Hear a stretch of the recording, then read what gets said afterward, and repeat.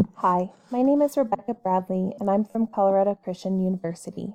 Today I'd like to share a presentation of the negative effects psychological maltreatment has on children. This next slide is a visual depiction of what psychological maltreatment is. It shows a child and sitting in a corner saying, "Today I was told my daddy doesn't love me anymore." This is just an example that not all abuse is physical. Today I would like to bring an awareness to the type of abuse that most don't consider and the effects that it has to the developing minds of children. It is called psychological maltreatment. Authors Spinoza, Hodgins, Lang, Ford, Lang, and Penose quote the American Professional Society on the abuse of children, stating that the definition of maltreatment is a repeated pattern of a caregiver behavior or a serious incident that transmits to the child that he or she is worthless, flawed, unloved, unwanted, endangered, or only of value in meeting another's needs. This type of maltreatment can be seen in verbal assaults or nonverbal neglect through parental unresponsiveness, state Hamilton et al. 2013. A study by author Spinoza et al. 2013 showed that verbal abuse was associated with the largest predictive effects on measures of dissociation, depression, and anger and hostility in young adults. Parental alienation is abuse.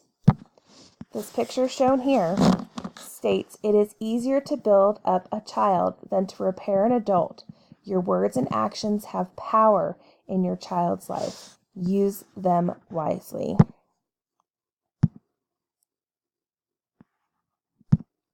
A scripture in the Bible that also describes the damage words can do states the tongue also is a fire, a world of evil among the parts of the body. It corrupts the whole body, sets the whole course of one's life on fire, and is itself set on fire by hell.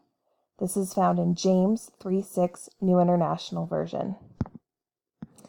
Even this scripture given shows that the effects of psychological maltreatment on children can be seen as child abuse, and child abuse has shown to predispose children to psychological disorders like depression and anxiety, which display traumatic effect to the neurological system and neural development. Next is a slide to show some MRI images.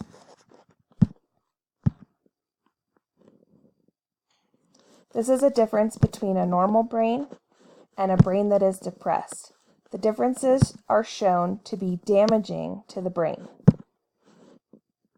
And here it shows a depressed brain that is not nearly as reactive as the brain that is not depressed.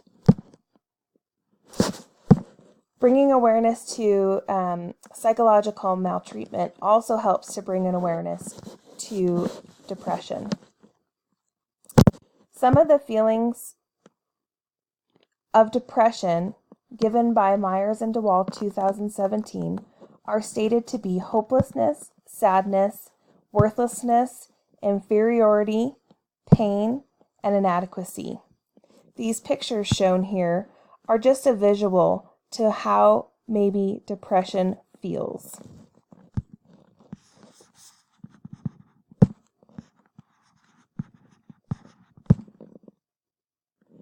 Next, I'd like to give a scripture to remind of the power of our words.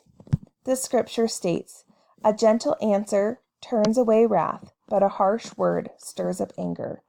This is found in Proverbs 15:1. The next area to discuss would be the way psychological maltreatment affects anxiety. When children feel they are being threatened, the fast tracks of the limbic system are likely to be activated before the slower prefrontal cortex has a chance to evaluate the stimulus. This was seen in the study done by Streck, Fisher, and Kolk, 2000. To put this simply, this picture here shows a quote by Daniel J. Goleman saying, "The emotional brain responds to an event more quickly than the thinking brain." This type of stimulus to the brain is said to increase the risk of developing anxiety, according to Myers and DeWall, 2017.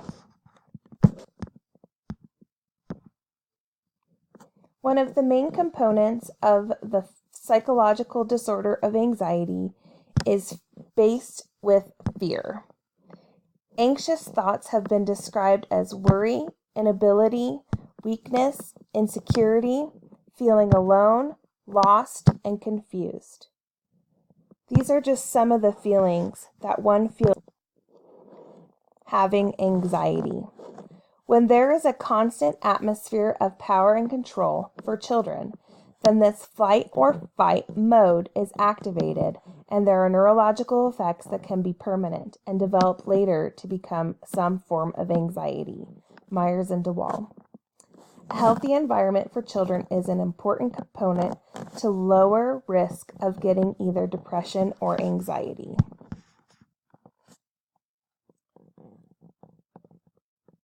Hopefully, this presentation provides a compelling evidence based on information gathered from various resources to prove the importance of removing power, control, manipulation, and intimidation out of a child's environment and to replace it with encouragement, edification, and love. After all, Scripture states, "There is no fear in love, but perfect love casts out fear." And this is found in John 4:18. Next are just a list of references in case you'd like to do any further studying on this topic. Thank you for your time.